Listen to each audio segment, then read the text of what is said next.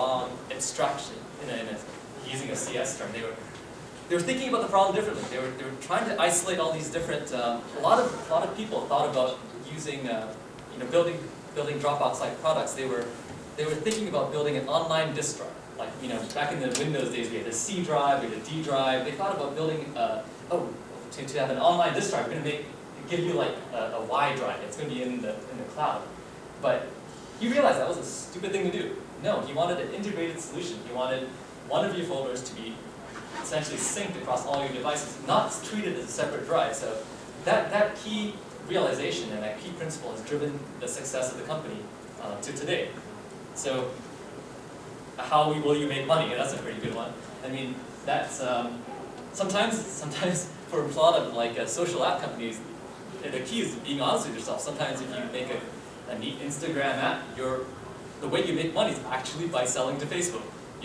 It's not great, but that's actually a real business model for a lot of Silicon Valley apps, because there's no better way to monetize, and investors even recognize that.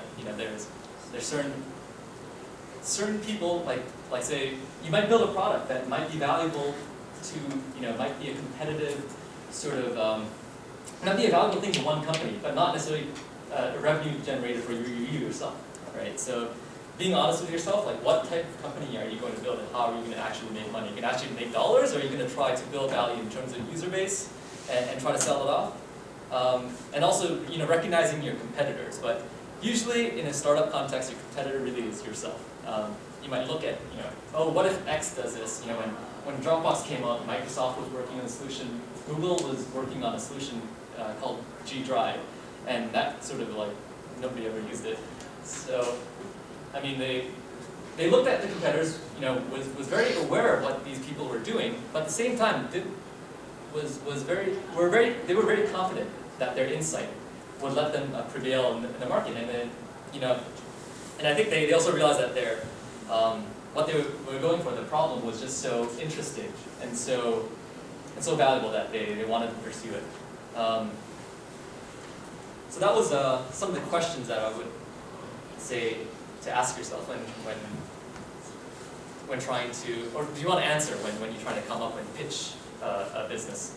In terms of negotiation, I mean, negotiating and evaluating your company, I think the best thing I can come up with is really making heavy use of comparables. I think that's in negotiating, it's really easy to want to say, I want this, I want this, I want this. And the other person would be like, no, I don't want to give you that. But it's easier to say, hey, he got that. My company is sort of like his and better than his. And the other guy really has nothing to say when you establish real facts, and you can point out real similarities and real why my company is better than yours, and it's a good way to kind of avoid the direct conflict that would otherwise come when you're in a one-on-one kind of context. I'm not negotiating against you. I'm just looking at this guy and I want something like what he got, right? So yeah, that was my short spiel on ideas, and hopefully that was somewhat helpful. Cool.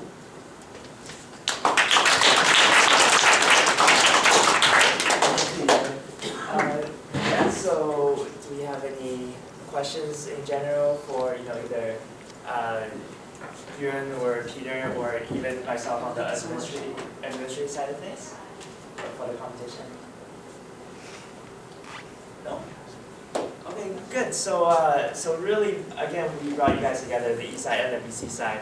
I know within sort of the workshop there was a heavy VC component in the beginning, and then towards the end it's more towards the E side, but we really think that it caters to both sides. And especially, towards the end, how to evaluate business, especially your questions, what are we going to make, what's new, that's, for the E side, that's really very, very relevant. As you go through your slides, your presentation or your case, that's what you got to address, as well as in your next 2 rounds of presentation, if you make it in the final round. Right? But for the VC side, this part is especially relevant if you make it into the final round, where you'll be evaluating the finalists' business ideas from the E side. Right now, it seems more quantitative because it's a given case. Yeah. Do all venture capitalist teams have the same case? Yes. Yeah. So all VC teams have the same case. Yeah, but in the final round, you'll get cases, finalists from the cases by finalists on the east side. And that's really, when you value those cases, those ideas, that's really, this stuff really kicks in. You got a question. And a lot of times, those cases will have, flaws or stuff that needs clarification.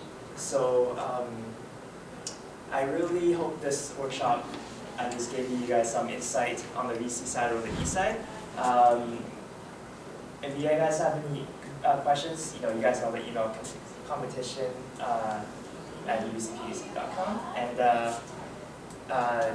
just before we go, I know Oppo introduced the Industry Night event in the beginning. Is there anyone here that's interested in going to the networking event on the 20th? Yeah? Yeah, okay.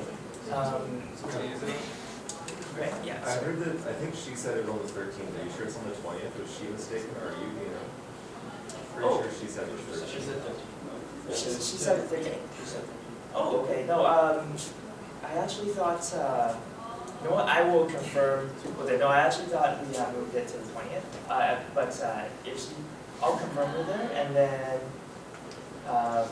You said it's a email. yeah, I will. Definitely, I'll send you guys an email through the competition form. And yeah, so let's give another round of applause for you and Peter. And as well as who has a class, so he had to go early. So thank you guys for coming. Thanks a lot.